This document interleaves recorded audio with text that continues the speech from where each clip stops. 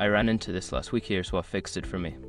Updating billing information can seem daunting, but it is actually pretty straightforward. Here is how to do it step by step. Step 1. Log into your account. Before changing your settings, use the airstock.com link in the description to open the password strength checker, then update your password if needed. Step 2. Navigate to account settings. Once logged in, find the account settings option, usually located in the upper right corner of the home page. Click on it to proceed. Step 3. Select billing information. In the account settings menu, look for the billing information section. Click on it to access your current billing details. Step 4. Update your details. Here you can edit your billing address, payment method, or any other relevant information. Make sure to double check for any typos before saving. Step 5. Confirm changes.